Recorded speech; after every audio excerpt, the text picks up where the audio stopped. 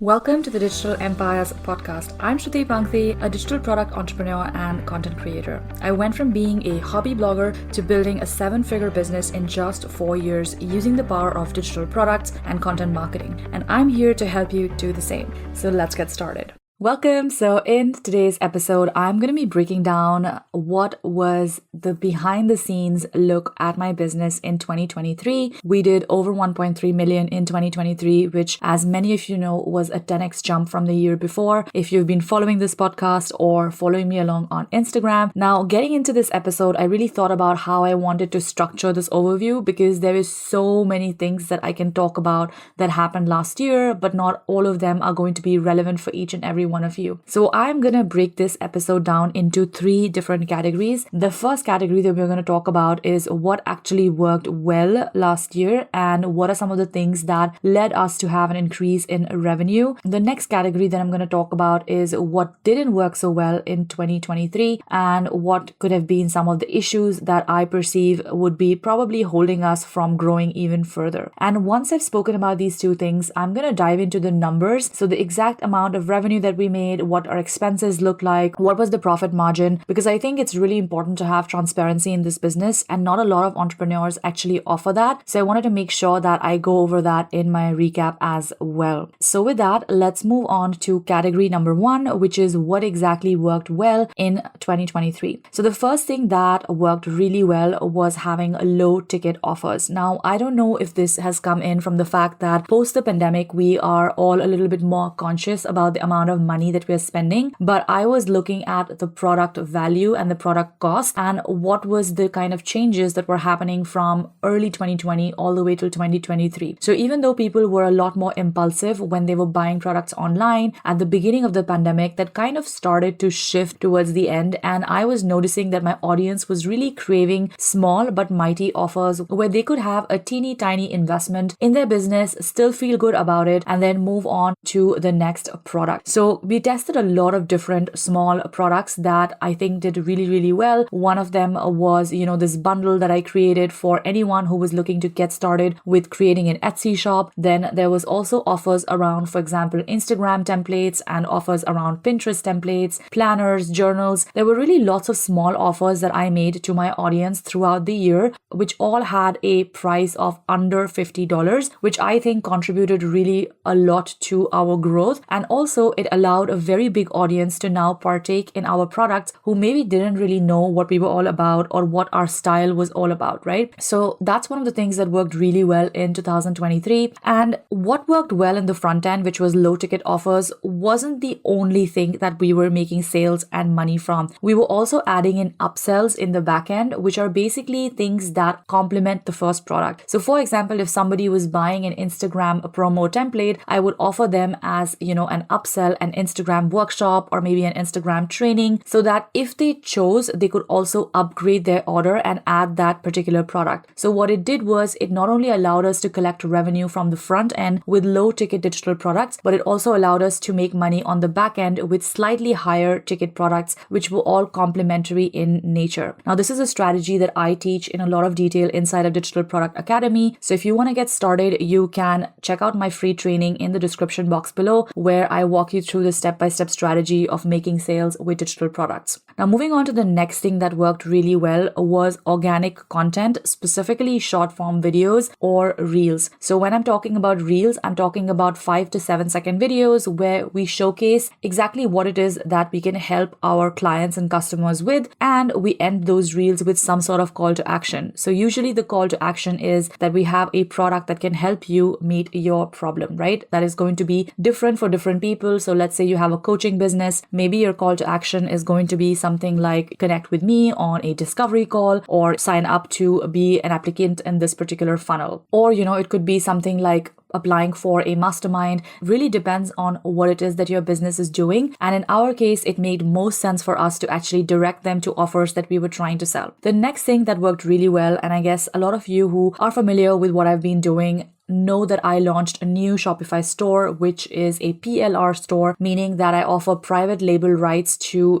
all of my customers. Now, what this means really is that any customer who purchases from us is actually able to then edit that particular product, customize it, rebrand it, and, put their own kind of stamp behind that product and then go ahead and sell it. Now, I wanted to create this store because I was often running into a lot of my clients and customers who kept saying they couldn't find the time to design high-end products. They didn't have the time to look for what was trending, and they just wanted a final solution that was ready for them. So based on the demand of my own audience, which I had been noticing for the year prior, that this was a struggle that they were having often, I decided to launch this Shopify store. And again, this is one of the things that did really, really well for us in 2023, and we're going to continue to focus on it this year as well. Another thing that worked really, really well for us was launching small or mini courses. So earlier in my career, I was a big fan of launching big courses because that is exactly how I learned many critical skills in my business. So my first course ever was Product Launch Formula by Jeff Walker, who again is, one of the OG leaders in the industry. And even though that course was like way beyond my skill set at the time I took it, and it was a $2,000 course, I really learned and understood a lot of things that I applied over time in my business. So the first course that I ever launched in my business was also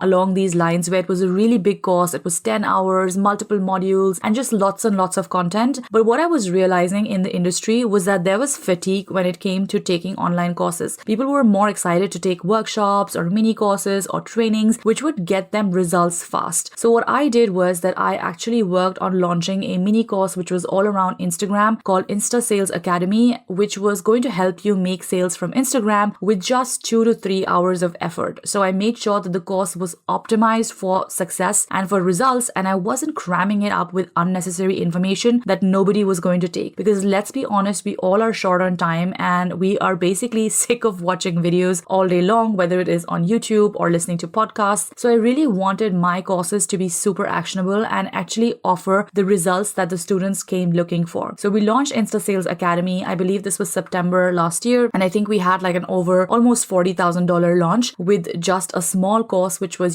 just 3 hours. So again, all that to say that there is a lot of testing that goes on in building a profitable business, and you also have to keep in mind that what the market is looking for is not always going to stay the same. You have to be able to adapt and be flexible and offer products that actually meet your audience where their needs are. By the way, if you're interested in this course, I also include this inside the Digital Business Bundle, which again, you can have access to once you go through my free training, which is linked in the show notes below. Now, next thing that worked really, really well for us, and this is one of the things that I had to do a little bit of mindset work around as well, which was, making sure that I was showing up on my Instagram stories. Now, thanks to having created a lot of organic short form videos, our audience grew tremendously last year. And of course, that played a huge, huge role in the success we had revenue wise and the amount of sales we were able to make. And that also means that I was now having access to more eyeballs, to more people who were really looking forward to me stepping up and showing what I was doing behind the scenes. So this is really where I started to take Instagram stories seriously. And to be honest, it wasn't until mid of last year, which was summer of 2023, when I really thought, okay, how can I really show my audience what am I doing, what am I creating, and how this business can actually change their life as well. And that's where I started to have a lot of engagement, a lot of replies, and really move that also to a lot of sales as well. Again, this is a strategy that I refined over time and share inside Insta Sales Academy as well, because I think that when we look at any particular platform, we have to look at it in a really holistic way. It's not possible for you to just post something online and then disappear for a month and then expect to have made 7 figures from it. Like, that's not how marketing works, right? There is an element of consistency, but there's also an element of knowing exactly how to speak to your audience and how to convert them. The next thing that I want to talk about when it comes to what worked well last year was that I've actually been able to build a team that works well together. So it's no surprise that until summer of last year, I only had one part-time BA who was helping me probably around 10 to 15 hours a week. And that was actually okay because I was doing all of the other things in the business that were required. But as we started to scale rapidly, I realized that it was not possible for me to do many things in the business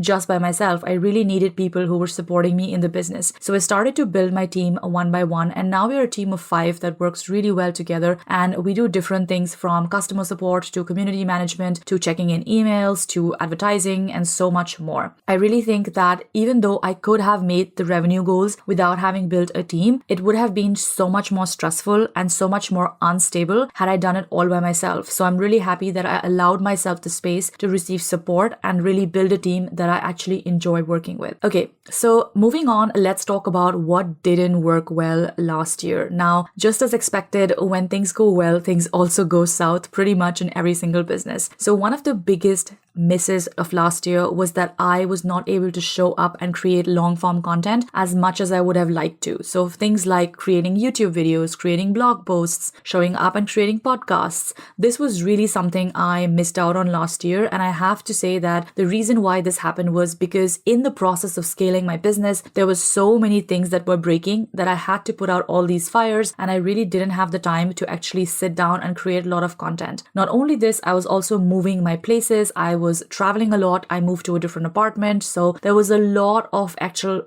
instability in my life physically, which meant that I wasn't really sure of my own timelines and my own schedules. So I really did prioritize travel a lot last year. And because of this, I wasn't really able to have a proper schedule to create content and actually be able to be committed to it. And I think this was an opportunity that I really missed out on and that I'm hoping to fix in 2024, because I really want to be able to create content like this, where I sit down and really talk in detail about a lot of the things that are going on behind the scenes in the business. The next thing that also was a huge mess last year was software issues. So we were actually hosting a lot of our products on something known as Teachable, which is a platform where you can host digital products and also courses and workshops, etc. Now, I realized that I wanted to move from this platform because we were having issues when scaling in terms of being able to provide people logins and, their details being sent over on time. So the reason here was that I was using Thrivecart as my checkout software because I had been recommended by someone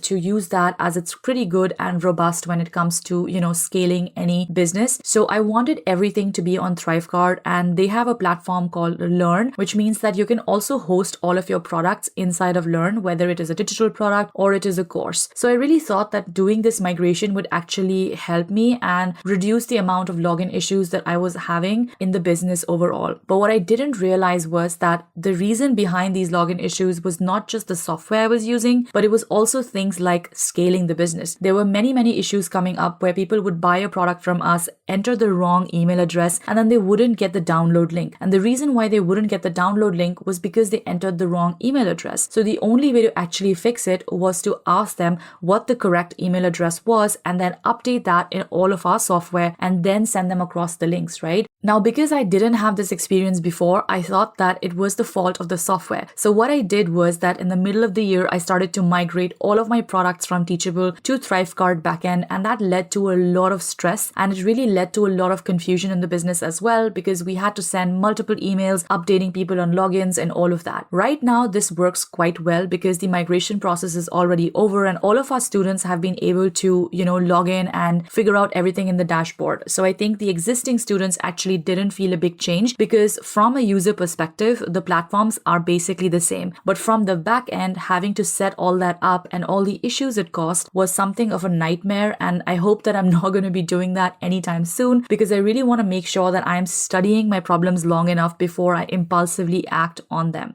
Another thing that I felt was not doing that well last year was that I didn't have a really good workshop or training that would allow people to really understand what my teaching style was. I did use a training which I had, created originally as a YouTube video and then repackaged that for a free webinar, but I felt like that wasn't enough. I felt like there was some elements of, what I really needed to convey that were missing in that training. So this is one area of opportunity I also identified that may have led to lower sales than usual, specifically for our courses. The next thing that I felt that I also wasn't able to do last year was to offer some kind of higher ticket product such as coaching or a mastermind, which to be honest, I've always been a little bit resistant on, because even though I do love the idea of offering that product, I also think that it takes away a lot of time and energy from me in building the type of business that I want to build and also building the type of team that I wanted to build. So on the one hand, I really did want to offer something like a group coaching program, but on the other hand, I really didn't have the time to actually optimize for it because everything was happening so quickly. I had to really put out a lot of fires in order for the business to actually function smoothly. So this is again something that I hope that I can work on this year and offer to my clients if I do have the time and the bandwidth for it.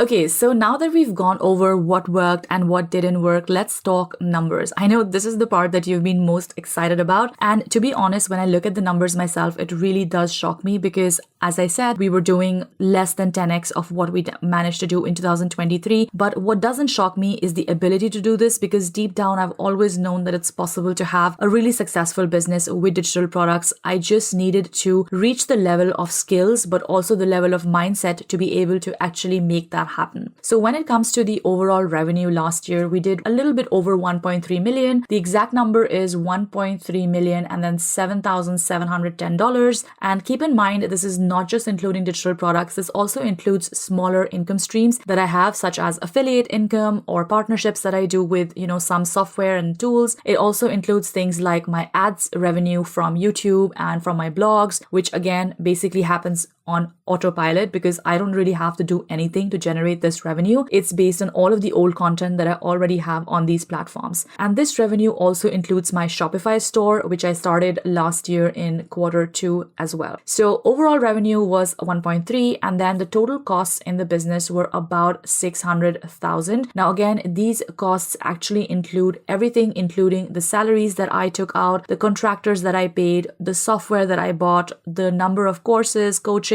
and office equipment I bought, as well as things like having a tax advisor, having a team retreat. So pretty much all the expenses in the business, including salaries, were a total of $600,000. And when it comes to the gross profit, which would then be the total revenue minus the total costs, we were at a gross profit of about 700,000. I'm just rounding down these numbers because I actually don't know how to really say them. It's like 704,308.36. So sorry about that. I'm just rounding it down to about 700,000. And then of course, if you take out a portion of that in taxes, the net profit is somewhere around $500,000. And when I look at the profit margin specifically, that came out to be around 51%. So that means that if I was making 100K in a month, I was roughly making 50K in profit, which is again, after I already took out my salary. And to be fair, I also want to say that I wasn't drawing a very large salary up until the end of the year. So I was on a pretty normal salary as well. It wasn't that I was drawing like a 30K a month salary or something. It was probably way less than even 10K a month because I wanted to put back as much money as possible in my business to make sure that I was actually growing my business consistently. So yeah, last year we had really good numbers, and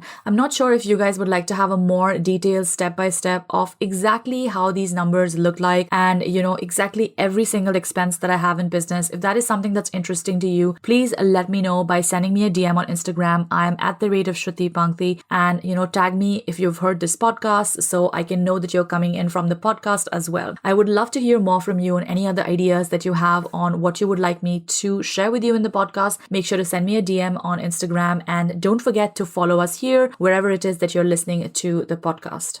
Thank you so much for tuning in today. If you enjoyed today's episode, make sure to give us a follow. And if you would like to learn more about how I'm building a profitable digital product business, I have a 100% free training that you can get started with. It's just 25 minutes of the step-by-step roadmap of how I went from zero to over $1 million with digital products. If you want to check that out, the link is going to be in the description box or in the show notes. Thank you so much once again, and I'll see you in the next one.